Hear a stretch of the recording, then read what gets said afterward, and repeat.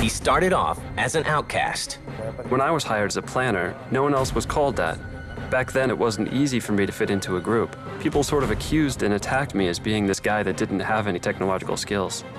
Whose ideas were far ahead of their time. I would think that a video game idea like that, where you don't kill anybody, that was probably a tough sell for Hideo Kojima. I know a lot of people complained that there was too much dialogue in the game, or the dialogue was, a little bit cheesy. It was just getting very frustrating and tough for me. I began thinking about leaving the company. But Hideo Kojima's ideas will create one of the greatest gaming series of all time. The whole industry is still reeling from the impact that Metal Gear Solid has done for the video game industry. He is an icon, there's no question. What comes from this point onwards is just going to be amazing. This is the story of Hideo Kojima's Metal Gear Solid franchise.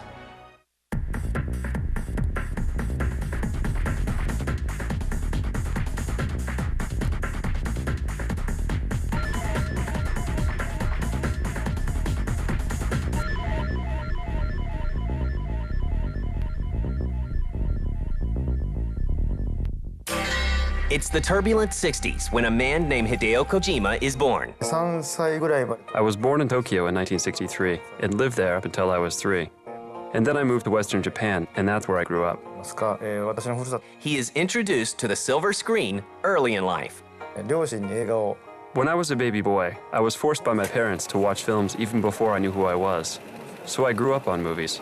While Kojima is studying economics in college, he discovers a new love. I had a lot of free time, and that's when I started playing video games, namely, games on the Famicom.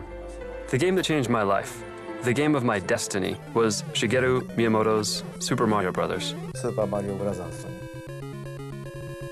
Till then, I pretty much had the notion that film and video games were separate entities. But then, I realized that even in video games, I could do creative things just like they're done in the movies.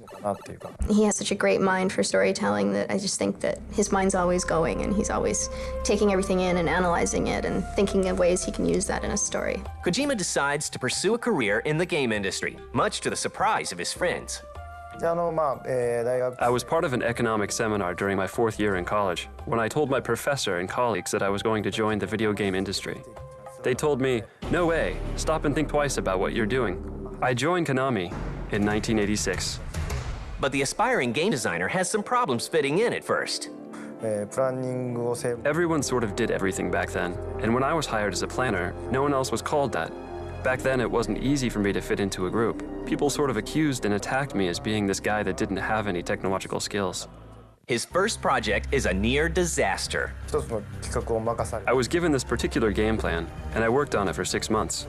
But the thing was, I didn't know anything about memory space in a game or the actual method of how to assemble a game and put together a game. I never thought about the actual schedule or timeline of when to do what.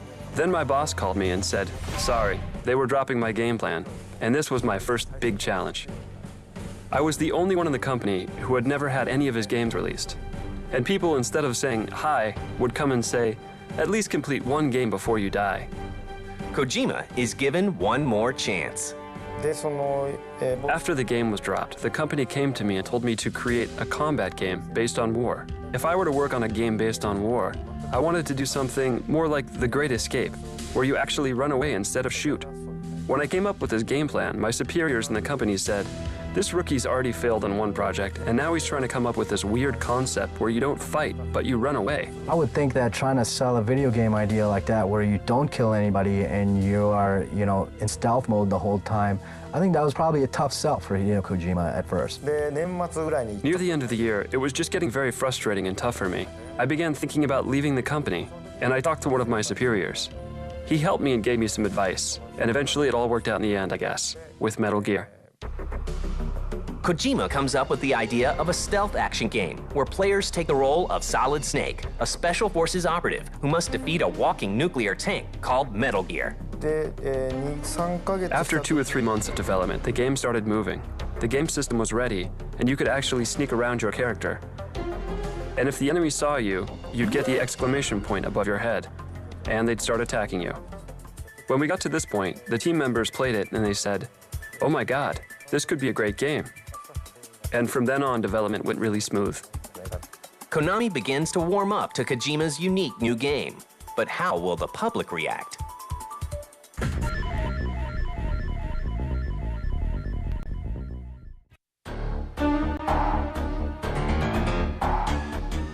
After a long, hard road, Kojima releases his first game in 1987, Metal Gear. 完成して発売された The game was for the MSX system. It wasn't a big market, but when the game came out, it was really well received and was ranked like number 1 or 2 among all consumer software games in the adventure or RPG categories. In 1988, Metal Gear makes its way to the US on the NES. Metal Gear was very different from all of the games that were popular on the Famicom at that time because it was not a run-and-gun, all-out action game. MSX で出た Since the MSX game of Metal Gear was very well received, Konami decided to port the game to the NES.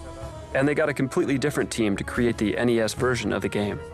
It probably sold over 1 million copies in the US. It's no surprise that Konami asks for a sequel. 100万本の大ヒットで And since the NES version of Metal Gear sold so well in the US, the sales force in the US said, please, do a sequel. They started working on a sequel, and that was Snake's Revenge. First of all, I did not work on either version of the 2 NES games at all. So what they ended up producing was a game that was completely different. It was called Metal Gear 2 Snake's Revenge. The problem, of course, with this is that people who liked Metal Gear would play this and say, what the heck is this? This isn't Metal Gear. This is just an action game. So that was kind of disappointing. Snake's Revenge is not part of the official Metal Gear timeline. This guy I met on the train from the company said, Kojima-san, I worked on Snake's Revenge, and I'm personally a big fan of your original game. I'd like to see a sequel to Metal Gear done by the real creator, Mr. Kojima.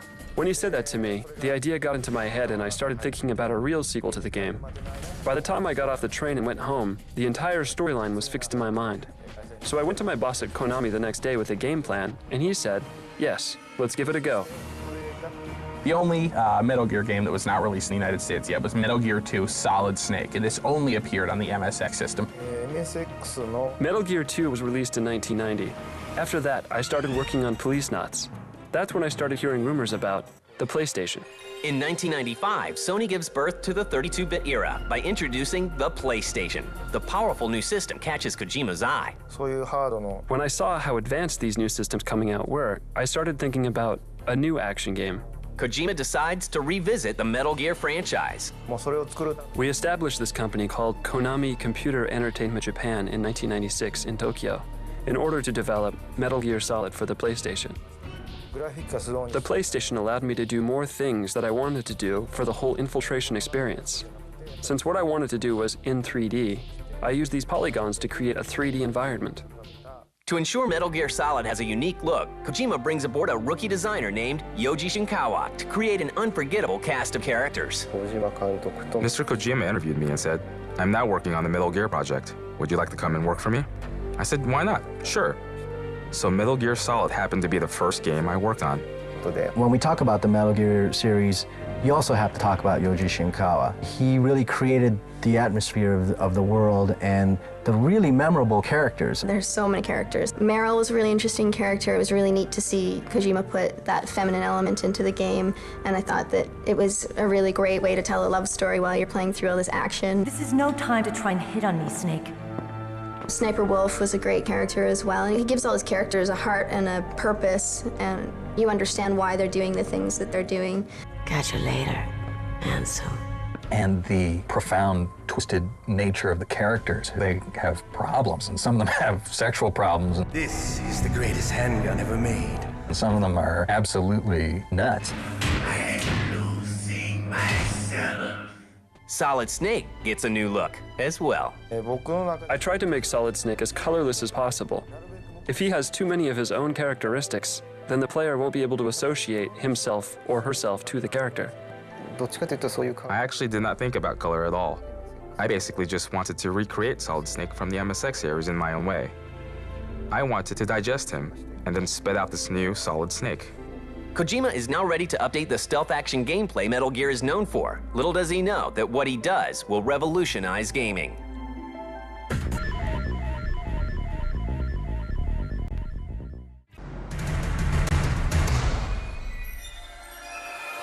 By 1996, the PlayStation has ushered in a new era of 3D gaming. Kojima takes stealth action gameplay to the next level with Metal Gear Solid.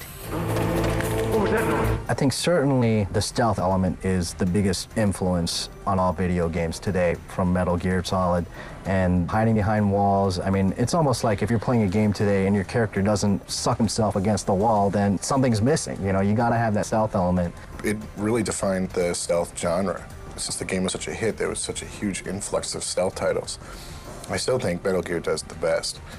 The tension when you're creeping around and you know there's a guard or somebody that's out, you know, looking for you, and you are trying to be so careful. Theoretically, I believe, apart from the bosses, you can get through the whole game without killing anybody, except for the 6 main people that you've gone in to get. So I thought that was interesting from a gameplay perspective, but I also thought it was interesting from a morality perspective.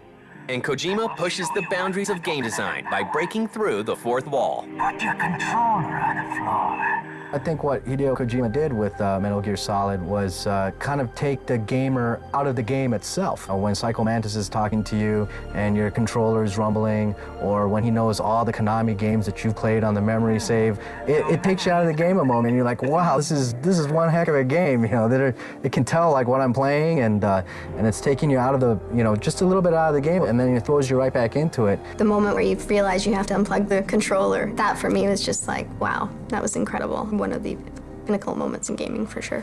Metal Gear Solid is unveiled to the masses at E3 in 1997. All we did was show a trailer, and what happened was the same people that were there in the morning at E3 were there in the evening. They were just watching it all day long. People were familiar with the Metal Gear series from the NES days. It was bringing that into a 3D form. People were hooting and hollering. I mean, it was a totally different reaction than what people usually had when they saw a video game on the big screen. I mean, they weren't even playing it. I mean, this is a video, and people were going crazy over it. Metal Gear Solid follows Snake's mission to stop a band of genetically enhanced terrorists who have taken over a nuclear weapons facility in Alaska. Well, Kojima's work is entirely visionary in that he doesn't follow the rules of what video games are supposed to be. And when he takes a game and turns it into a so-called cinematic experience, he doesn't turn it into what he thinks a movie should be either. I think he creates a perfect sort of hybrid. It was basically the movie-like presentation of Metal Gear Solid that really took people aback. When you first turned on the game, and it looked like the intro to a movie, and he's swimming around and the credits are showing, and then he gets out, and all of a sudden there's gameplay for a little bit, and you're introduced to the stealth element of it. You run into the elevator, and then as soon as you run in the elevator, the credits start rolling again, and he's pulling off his, you know, sub gear and everything, and, you know, chills are just going up and down your spine. And you're like, man, I'm ready to roll with this game. The masses finally get their hands on Metal Gear Solid in September 1998. Kojima's game turns the industry upside down. 350,000 copies are sold in its first weekend. It will go on to sell 6 million copies worldwide. When you have a great director take on a movie, you know, it really has that tone to it. When Quentin Tarantino does a movie, it has that tone to it. Well, when Hideo Kojima does a game, you feel it. I mean, he has a very specific view of storytelling and gameplay and how those two should interact. I knew that there wasn't anything like it, and I knew that if we did it well, it would be huge. They put in so much stuff in that game. There was humor. It's like one of my Japanese animes. There was seriousness and there was drama. That it was definitely more than a video game experience. In a way, the first Metal Gear Solid was like the first Matrix. People didn't really know what it was like, and people really didn't care about it. But once it came out, people loved it. Metal Gear Solid thrusts Kojima and Konami into the limelight. But how long will the fame and fortune last?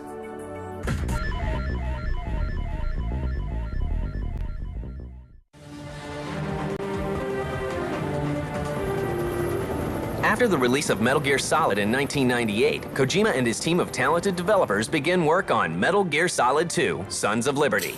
After the success of Metal Gear Solid, we knew that people expected a lot from the sequel. So I was constantly under this pressure to do something great. So it was definitely a different experience. By now, Solid Snake, the game's main character, is nearly a household name. Well, Solid Snake is this kind of loner assassin type character that, you know, maybe that's why I like him so much. He seems to have this mysterious, you know, he's got a very male testosterone mystique about him, and I guess I find that very attractive. By being that mysterious, you really want to delve into that personality, and I think that's what makes him such a cool character, you know, and the voice. How you doing, kid? Well, Solid Snake is a guy who has been used all of his life by the military and by his superiors. He's the ultimate soldier. Konami releases the PlayStation 2 version of Metal Gear Solid 2: Sons of Liberty in the fall of 2001. The game includes plenty of improvements to the Metal Gear formula, as well as a soundtrack by Hollywood composer Harry Gregson Williams. Other things in the game that people found out was the first-person shooter mode. It created a new way to look at Metal Gear Solid, and you really were even impressed by the physics of the game. It was just a whole new thing, and it took Metal Gear to a whole new level.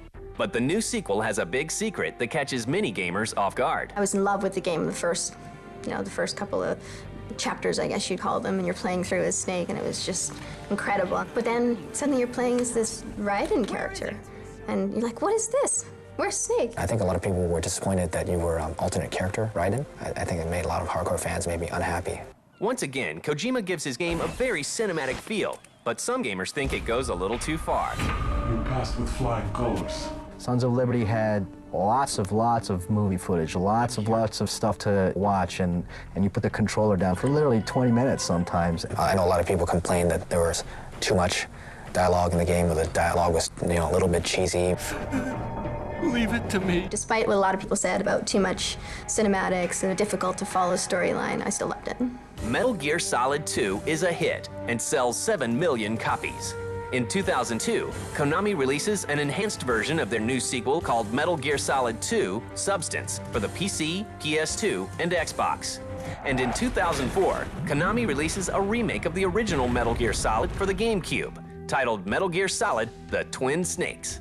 Well, the Twin Snakes game only was released on the GameCube, but it is based on the first game that came out on the PlayStation. It was also kind of a shaking of hands of two great developers, Miyamoto and Kojima. Apparently, according to the story, they were eating dinner one night, and Miyamoto said, hey, why don't you make Metal Gear for the GameCube? And the suggestion was as simple as that, and they went forward with it. Then they contacted Silicon Knights, the creators of Eternal Darkness, and obviously they were more than happy to work on the game. The remake updates the gameplay, and a renowned Japanese director is brought in to redo the classic cutscenes.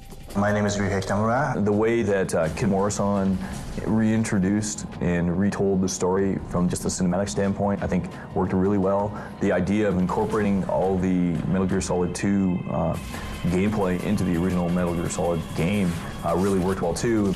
Meanwhile, Kojima works Metal Gear Solid 3: Snake Eater for the PS2, a prequel to the Metal Gear series. Metal Gear Solid 3 is taking things to a whole other level. I think Kojima is really challenging himself with outdoor environments, doing stealth, but doing it in a much different way than in these enclosed environments. I think it's going to be a really cool opportunity to try out some new things. This is a trilogy bound by one grand theme.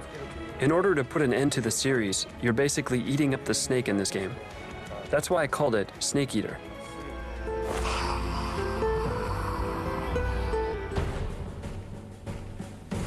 Today, the Metal Gear Solid series has countless imitators. There's been a tremendous amount of copycat games, or games that are almost identical, or sort of mixtures and mergers of other sort of genres, but mostly have a stealth aspect to it. So people can imitate my games, and if what they come up with is enjoyable, I think that that's fine. And in 2002, the man who was once ridiculed by his fellow game developers is named one of the top innovators of the year by Newsweek magazine. When I got the first notice or offer for that article in the magazine, I thought it was about the 10 biggest people in the video game industry. And then it turned out it was the 10 biggest people who would be shaping the world. I was surprised. The biggest change probably was within my family and among my community. My friends, many of these people say, "Are you ever going to stop working on video games? Aren't you going to start moving on?" Then when they saw this article, they went, "Oh, maybe he's actually doing something he should be doing." But fans of Kojima and his Metal Gear series have always known that he was destined for greatness. Tonight, we honor the creator of the fantastic Metal Gear franchise, Hideo Kojima! He is an icon, there's no question. But beyond that, I think he's got a lot more stories to tell, and I'm one of the people waiting to hear his next story. And I still think, even today, the whole industry is still reeling from the the impact that Metal Gear Solid has done for the video game industry. I always told myself I'd always be in the front line creating video games, even when I reached 100. Now that's changed to, even after I die, even as a ghost, I'd still like to create games. It's so fun. The Japanese are not really good at expressing their thoughts with words, but I guess if I were to put it into simple words, I just love creating video games.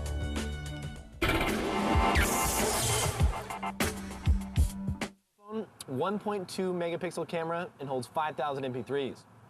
Wow, that's really impressive. Hold on a second, sorry. Hello? Yeah, hey, I'm in the middle of lunch. Can I call you back? All right, cool, thanks. So that's a lot of MP3s. Yeah. See the best, greatest, biggest, shiniest, coolest, and blinkiest new stuff coming next year when the Screensavers goes live at the Consumer Electronics Show January 6th and 7th at 7 Eastern. Hold on, let me put you on speakerphone.